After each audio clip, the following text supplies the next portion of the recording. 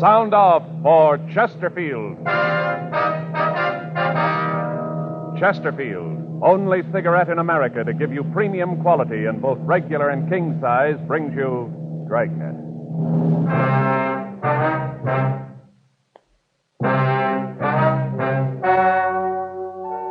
Ladies and gentlemen, the story you are about to hear is true.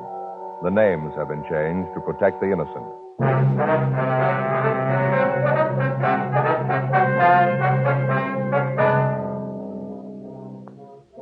You're a detective sergeant.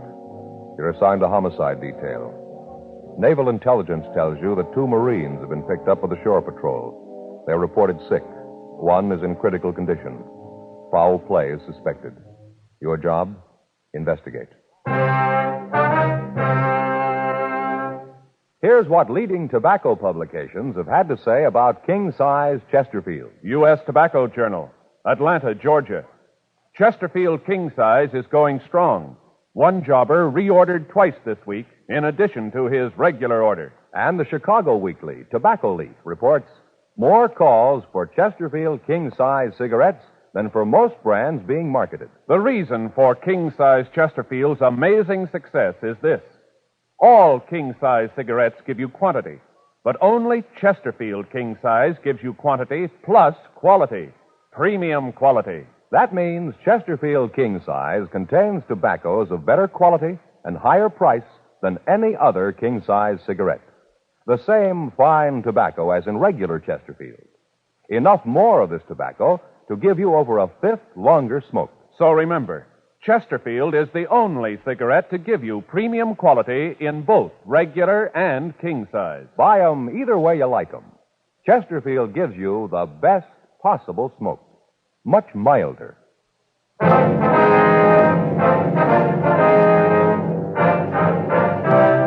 Dragnet, the documented drama of an actual crime. For the next 30 minutes, in cooperation with the Los Angeles Police Department, you will travel step by step on the side of the law through an actual case transcribed from official police files. From beginning to end, from crime to punishment, Dragnet is the story of your police force in action. It was Tuesday, July 10th. It was hot in Los Angeles. We were working the day watch out of homicide detail. My partner's Frank Smith. The boss is Captain Lorman. My name's Friday. It was 7:58 a.m. when I got to room 42. Homicide. Morning, Joe. Hi. Just get in? Yeah, Anything in the book? I'm looking. What's the matter? You hacked about something? No. Why do you ask that? Well, figures you're sore about something. What'd you do, take a sour pill? You keep this up, you won't be asked to post toothpaste ads. Well, now, that's funny. All right, Joe. Tell your Uncle Dudley. What's the matter? Well, it's that court deal yesterday. It was miserable. Thing you and Gaffney been working out? Yeah, the white glove bandit came up while you were out on vacation. Spent over a month on it. Covered it from every angle. Yeah? Looked like we had the guy any way he turned. We had an idea how much he'd taken on each job. Lee thought he traced him on every move he made on each of the deals. We figured we really had the guy. DA's office thought so, too. They quit him? Yeah. Let him walk right out. 12 men, good and true. Let that cheap hoodlum walk right out on the streets a free man. Well, that's the way it goes sometimes. Is there Mr. Friday here? Yes, sir. I'm Friday. Is something I can do for you? Well, I'm Richard Houston, Naval Intelligence. Deputy Chief Brown directed me to you. I see. Well, it's my partner, Frank Smith, Lieutenant Houston. Hello, Smith. Like to sit down, sir? What is it we can do for you? Well, we got a weird one. That's why we thought your department ought to be in on it. About all I can tell you is just the skeleton of the thing. We don't know all the details. We haven't gone into it completely yet. We figured you fellas would like to be in on it from the beginning. Looks like it's going to be a police investigation. Yes, sir. To begin, I should go back 3 weeks ago and tell you the story as near as we've been able to reconstruct it. Yes, sir. Go right ahead. Well, a couple of Marines left the base. They'd just gotten back from Korea, both on a 48-hour pass. We figured they came up here to L.A. They had a lot of back pay in their pockets. We don't know where they started, but they ended up in a cheap hotel. We got a call from the shore patrol early Monday morning. They'd gotten a complaint that the 2 boys were causing a disturbance in the hotel. They picked them up and found they both were in a pretty bad way. They had them shipped to the Naval Hospital down at Long Beach.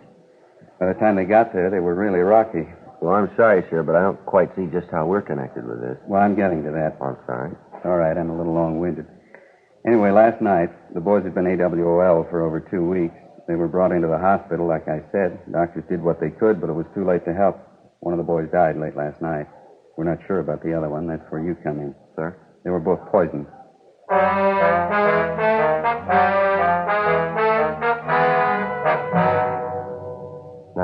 a.m. Frank and I talked with Captain Lorman, then we checked out a trip car and left for Long Beach. When we got there, we talked with the doctor in charge. He told us that it would be later that night before the boy would be completely out of danger. He said, however, that we could talk to him if we phrased our questions so that the answers could be kept fairly brief. We looked over the boy's record. His full name was Jack Wayne Walker, age 24. He'd enlisted in the Marine Corps on January 14th, 1950. He'd spent almost a year in the Far East, and his service record had been good until this time. The record of the victim, PFC Edward Monahan, was pretty much the same. The boys had both come from the same town in Arkansas. The date of their enlistment was the same. They'd served overseas the same time. At 3:48 p.m., the doctor ushered us into Jack Walker's room. Who are you? Police officers, Jack. We'd like to talk to you. Well, what's it about? I haven't done anything. At least I don't think I did. No, it's not that. We'd like to find out what happened while you were up in L.A. Well, I killed my buddy up there. That's what happened. You heard about that, didn't you? Yes, we did. That's what we want to talk to you about. Poor Ed. A year in Korea. Guys taking pot shots at us. Cold, mud. Then we got to come back here to get it. I didn't trust that little crumb. I knew we shouldn't have had anything to do with it. Well, you shouldn't have trusted who, Jack? Stubby. You know the rest of his name? No, just Stubby. I just can't believe it about Ed. We shoved off for L.A. going to have a last fling. Ed was getting married as soon as we got home. All right, if you could just start right at the beginning. Oh, sure. Well, first we both had a 48-hour pass. We figured to go to L.A., like I said, for last fling. A few drinks, look at some of the lights, have a little fun. Sort of a bachelor party for Ed before he got hitched, you know. Well, we pulled into town. Let's see, I think it was Saturday morning. A couple of buddies told us about a joint up there where we could have some fun. Yeah. Well, we head up there, and nice little place that hour of the morning, I guess about 10:30. Well, we start in to drink. It gets pretty foggy after that. Like little parts in a jigsaw, you know.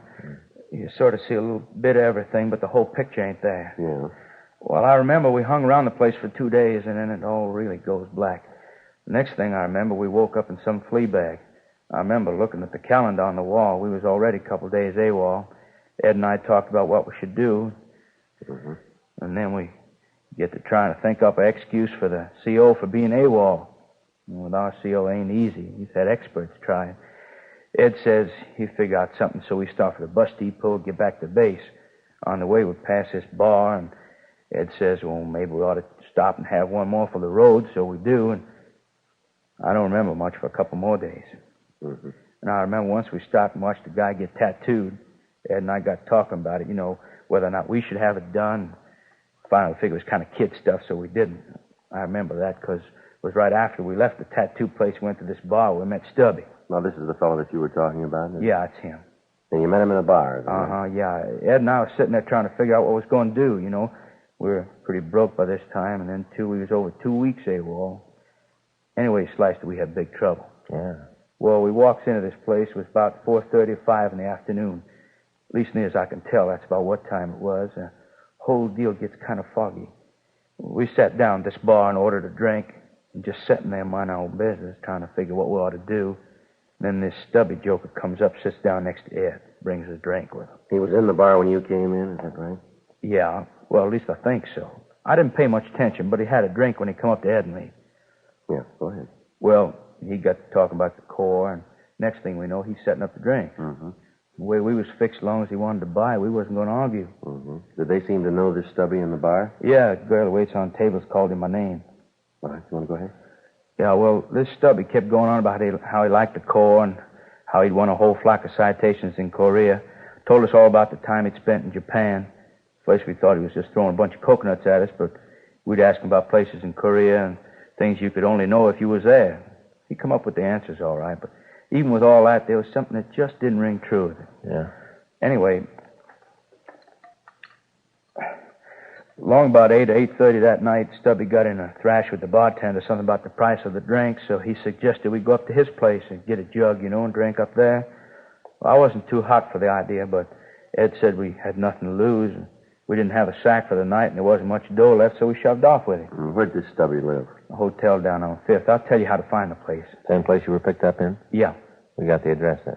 Oh, then okay. Well, what happened when you got Stubby's room? Well, we cracked the jug, sat around drinking for a while, and then Ed and I went to sleep.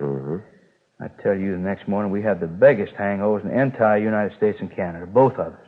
We felt miserable. Ed started beefing about the cheap booze Stubby'd rung in on us. That's when he tried to tout us on them pills. What pills are those? Oh, them things supposed to relieve hangovers. Oh, you mean the kind they sell in drugstores? No, not them. Stubby told us about that one. He'd come back to the States. He'd stood some duty in the hospital and said that while he was there, he got them pills. Said there was a special prescription, that they was great for head shrinking. He wanted us to try them. Did you? Well, no, not right away. He kept after us, though, kidding us about being big, tough Marines with a hangover. And then he took one of the pills, leastwise we thought he did. So Ed and I figured then we didn't have anything to lose. You took one of these hangover pills then, did you? Yeah, we both did. Mm-hmm. What happened then? Well, nothing right away. Stubby said it'd take a little time for it to take effect. We got up and started to get dressed. Ed and I thought we'd better get back to the base, or we'd probably be in enough trouble as it was without worrying about a hangover. Yeah. You left the room? No, we was just getting our stuff together, and Ed took sick. Said he had awful pain in his stomach, like a cramp, And we asked Stubby if the pill could have caused it. He said no. It must have been the booze. Yeah. Well, right about then, I was getting ready to mop up the place with this Stubby. I figured sure he'd given us a Mickey. I couldn't figure why, though. And then it hit me. That pill, huh? Yeah, I guess so. Real bad cramps in my stomach. I got real dizzy. The room started to go round. And we asked the Stubby to call a doctor, and that's when we knew he was really in trouble. How's that? Well, we knew then he was nuts off his trolley. And neither of us could walk. Ed doubled up and passed out, and I could hardly keep awake. We both just lay there on the floor. I kept asking this bum to get us a medic. Mm-hmm. Did he? No, he just stood there and laughed at us. Laughed like a crazy fool. He kept saying we was big, strong Marines. We should be able to take a little stomach ache without running to a doctor. At no time did he make any attempt to get you medical help? No, just like I said, he just stood there and laughed at us. Then he got real mean. Got crazy leer on his face. Said he'd show us, he'd fix us up good for what we'd done. Well, what do you mean by that? I don't know. All I thought about was getting Ed and me to a doc. About this time, I didn't much care what the little screwball did. Then it really started harping on how he's getting even with us. I tried to get at him. I'd have killed him if I could have. I tried to get at him, but I fell and went out, I guess. And that's when he said that thing about that we wouldn't be the last ones he'd get. What? Well, he said like this, you guys are the first, just the first. But there's going to be more, a lot more.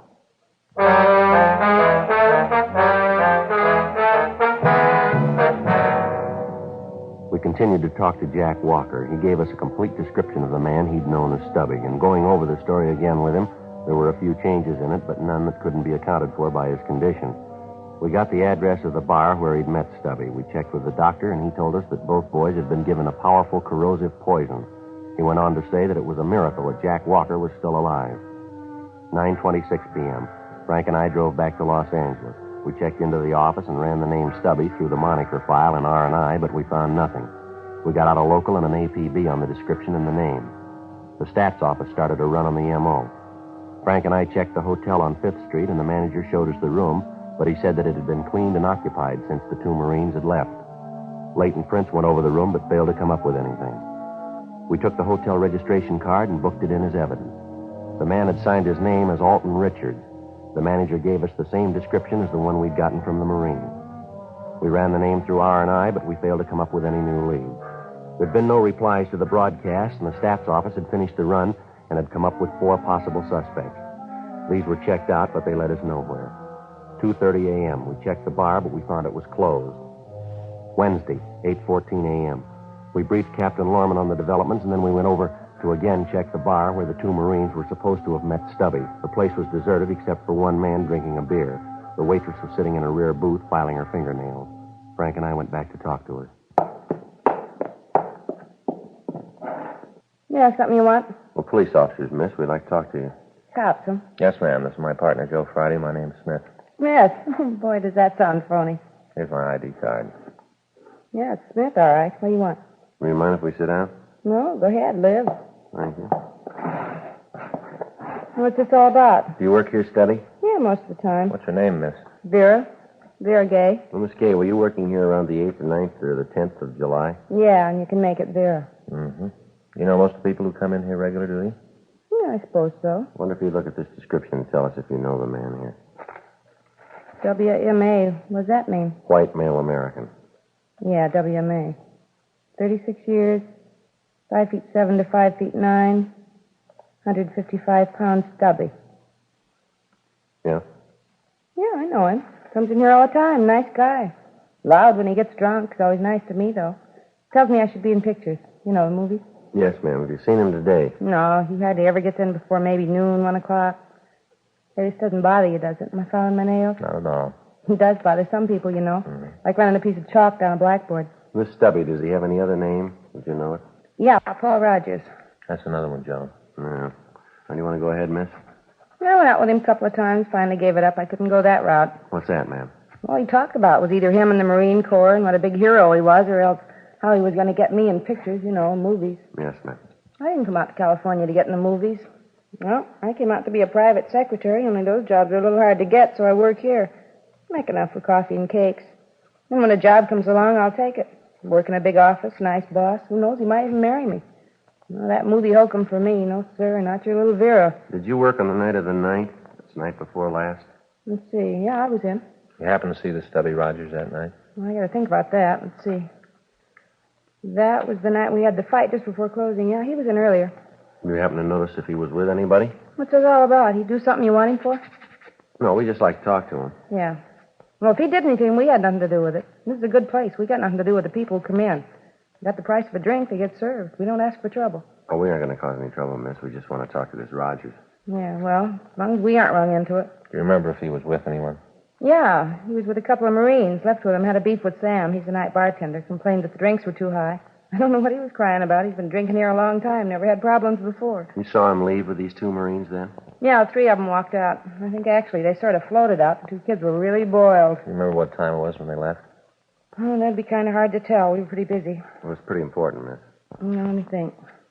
I guess maybe around 8, maybe 8:30, around in there. It's just a guess, though. Do you have any idea where this Rogers lives? Yeah, I've been there a couple of times. Hotel on South Hill. Can you give us the address? Yeah, I got it in the purse. Yeah, I should have known he was a phony. Always saying I thought he could get me in pictures, you know, in movies. Yes, ma'am. Well, don't come that way. Don't you understand? I didn't come out here to get in pictures. I came out to be a private secretary. Here's the address. Here, keep it. I won't be using it anymore. All right, thank you, Miss Kay. Here's our card. If you think of anything more you think we ought to know, we'd appreciate a call from you. Yeah, thanks. Sure appreciate your help. Well, you never know. Maybe I'll need your help sometime. Matter of fact, you might be able to lend me a hand. What's that, miss? You know any picture producers? You know, movies?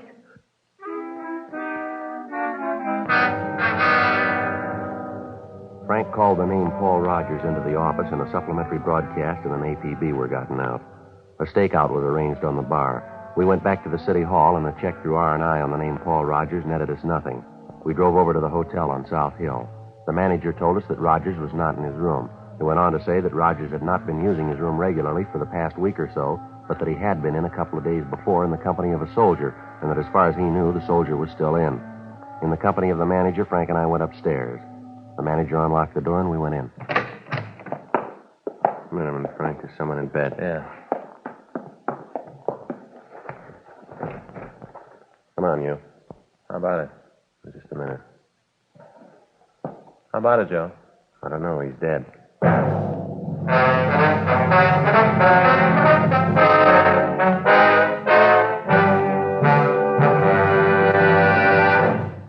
You are listening to Dragnet, the authentic story of your police force in action.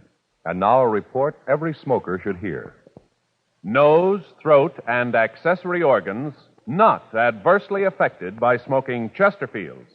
First such report published about any cigarette. A responsible consulting organization reports a study by a competent medical specialist and staff on the effects of smoking Chesterfields. For 6 months, a group of men and women smoked only Chesterfield, 10 to 40 a day, their normal amount. 45% of the group have smoked Chesterfields from 1 to 30 years, for an average of 10 years each. At the beginning and end of the 6 months, each smoker was given a thorough examination, including x-rays, and covering the sinuses, nose, ears, and throat. After these examinations, the medical specialist stated, It is my opinion that the ears, nose, throat, and accessory organs of all participating subjects examined by me were not adversely affected in the 6-month period by smoking the cigarettes provided. remember this report and buy much milder Chesterfield, regular or king size.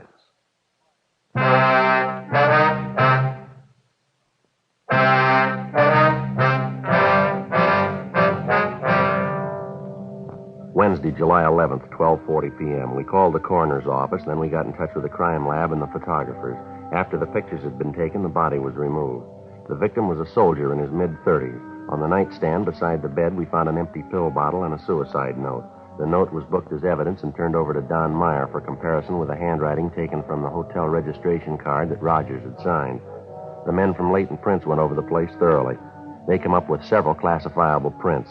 Fingerprints found on the bottle belonged to the victim. There were several other sets in the room which were not identified. The crime lab went over the room, and then they went back to the lab to make their analysis. All officers in the area were alerted to be on the lookout for Rogers.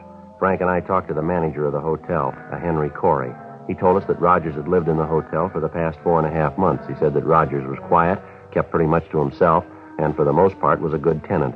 He said that on several occasions Rogers had gotten behind in his rent, but that he'd always managed to come up with the money. The manager told us that in the conversations he'd had with Rogers, the main topic had been the Marine Corps and the suspect's record overseas. Rogers presented himself as an armchair general, constantly calling down the way the situation was being handled. He would refer to his own exploits, but when questioned about his leaving the service, he became vague and evasive. Additional handwriting samples were obtained and sent to Meyer. The manager told us that the latest victim had come in with Rogers the night before, and that at the time he'd been pretty drunk. They'd gone upstairs, and when Rogers had left in the morning, the manager had assumed that the soldier had gone the night before. 3:20 p.m. Frank and I went back to relieve the stakeout at the bar.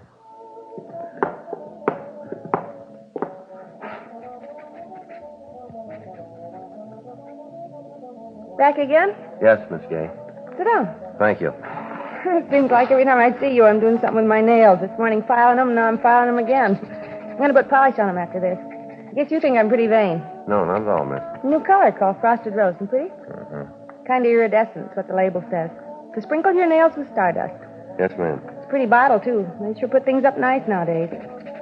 Uh-oh, here comes your boy. That's Rogers. Yeah. Yes, Stubby, what'll it be? Bourbon Coke.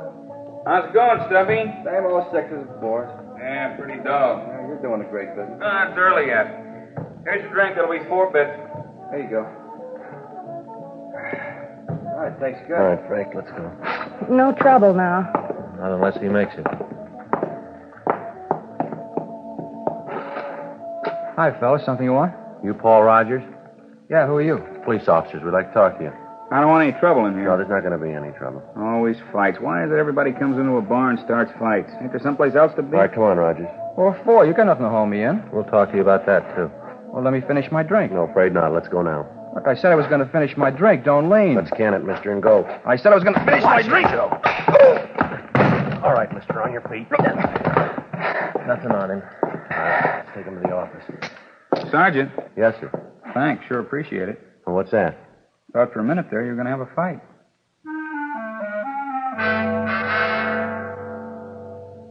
We took the suspect back to the city hall, then we checked the name through the Marine base in San Diego. Lieutenant Richard Houston called back to say that Rogers had received a court-martial and a dishonorable discharge in January of that year. He'd been tried by a military court on the charge of stealing alcohol from the hospital pharmacy and selling it to the patients in the hospital. We stopped in handwriting analysis, and Don Meyer took an exemplar of the suspect's writing. When we checked by the office, there was a message from Sergeants Bill Cummings and Harry Hansen stating that their investigation had shown that the death of the soldier in Rogers' room was suicide beyond any doubt. 7:46 p.m. Frank and I talked to the suspect in the interrogation room. Terrible thing, treating a veteran like All this. right, let's save it, Rogers. There's a few questions we'd like some answers to. I got nothing to hide. All right, what were the conditions of your discharge from the Marine Corps? What do you mean? Did you get an honorable discharge or a dishonorable discharge? I had a little trouble. Lousy officers never did understand what the problems of the enlisted man were. What do you do for a living, Rogers? I work. Where? Around. You have a steady job? What do you mean steady? One you've held for, say, more than 6 months? Haven't been out of the service that long. Where'd you serve in the Corps? Japan, Korea. How long are you there? About 4 or 5 months. Why'd you come back? I was wounded. How? What do you mean, how? Just that. How were you wounded? Well, I wasn't exactly wounded. I had my feet frostbit. Mm-hmm. According to this here, you went AWOL and got lost. When they found you, your feet were frozen. Is that right? What's that you got? Your record in the Corps? You got a lot of nerve digging into that. Just what do you got me in here for anyway? I done nothing that puts me in line for this kind of You treatment. know a couple of Marines named Ed Monahan and Jack Walker? Monahan? Walker? No, I don't think I know him. You ever register in a hotel on 5th Street? No, I live over on Hill. You know a soldier named Marty Wilkin? What's he got to do with it? We found him dead in your room. You're cracking up. Yeah, sure, Rogers. We just dreamed we found that body. Got nothing to do with him. Met him in a bar. He said he wasn't feeling too good. Said he didn't have a place to sleep. I let him have my room. Something wrong in that? Be a little kind, and now even that gets you in trouble. You sure you don't know a Marine named Ed Monahan? Positive. There's something wrong, Rogers. Girl at the bar says she saw you leave the place with 2 Marines. They could have been Monahan and Walker. Well, maybe I know them. I might and still not know their names. You didn't take him up to a room you'd rented in a hotel on 5th Street? No, I told you once I never lived on 5th. Checked with our handwriting man. He says your writing matches some samples we found on the hotel register. Maybe I write like somebody else. No, we don't think so, mister. How about Jack Walker? Maybe you know him, you just didn't remember him. No, I keep telling you, I don't know them. Vera says you do. Well, she's lying. Is she? Sure she is. She's trying to save her own skin. From what? She doesn't want to stand a rap for murder, can't you see? Yeah, go ahead, Roger. I'm saying nothing until I see my lawyer. You sure you don't want to tell us why you did it? I got nothing to say. Makes it tough, Roger. What do you mean? Just makes it rough, that's all. Looks like you're going to have to stand a murder rap. Yeah? It's the way it looks. Well, I didn't mean it. I didn't. I just wanted to get even, that's all. Just get even. For what, Rogers? For the way the court treated me. Kicked me out. I didn't do anything really wrong. Copped a little alcohol, that's all. No harm done. They look at it a little different. Yeah, that's the trouble. Stinking brass, they're all alike. They don't care what happens to us, the guys in the field. I tried to get a job. I looked everywhere. I just didn't fit. Seemed like everywhere I went, I got into trouble. I wanted like it was when I first went in, like it was after boot camp. Walking down the street, girls looking at you, a Marine, a big man. They took that away from me. They wouldn't let me enlist again. I tried, but they wouldn't let me. You can understand what that'd do to a guy, can't you? I don't know. Well, it tore me apart. Right then, I decided to get even with all the stinking gyrenes in the world. They wouldn't let me in, and I hated them. Yeah. Remember what happened the day you gave the 2 boys the pills, do you? Sure, I remember all of it. Oh, they cried for a medic. They weren't big men then. No, sir, they sure weren't. All right, Rogers, we'll get a stenographer. Tell me, Sergeant, Yeah.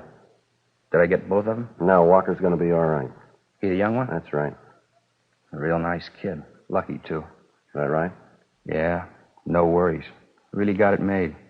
Uniform, that's what does it. Uniform makes all the difference in the world. Yeah, well, don't worry. You'll get one.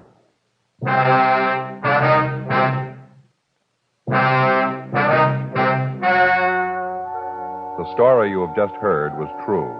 The names were changed to protect the innocent. On November 13th, trial was held in Department 87, Superior Court of the State of California, in and for the County of Los Angeles. In a moment, the results of that trial. Now, here is our star, Jack Webb. Thank you, George Fenneman. In modern crime detection, the working detective depends on scientific research. He relies on the services of trained experts in ballistics, communications, fingerprints, to name just a few. He's interested only in facts. And as a smoker, you should be interested only in facts. That's why the report you heard earlier is so important to you. Nose, throat, and accessory organs not adversely affected by smoking Chesterfield. First such report ever published about any cigarette. Remember it. And next time, buy Chesterfield. Regular or king size, premium quality Chesterfield gives you the best possible smoke.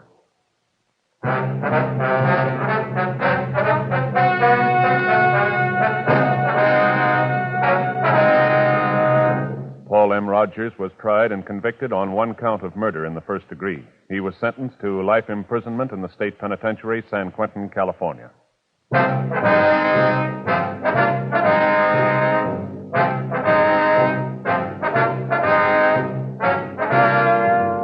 You have just heard Dragnet, a series of authentic cases from official files. Technical advice comes from the Office of Chief of Police W.H. Parker, Los Angeles Police Department. Technical advisors, Captain Jack Donahoe, Sergeant Marty Wynn, Sergeant Vance Brasher. Heard tonight were Ben Alexander, Virginia Gregg, Jack Crucian. Script by John Robinson. Music by Walter Schumann. Hal Gibney speaking. Sound off for Chesterfield. Either way you like them, regular or king size, Chesterfield gives you the best possible smoke. Much milder Chesterfield. Chesterfield has brought you Dragnet, transcribed from Los Angeles.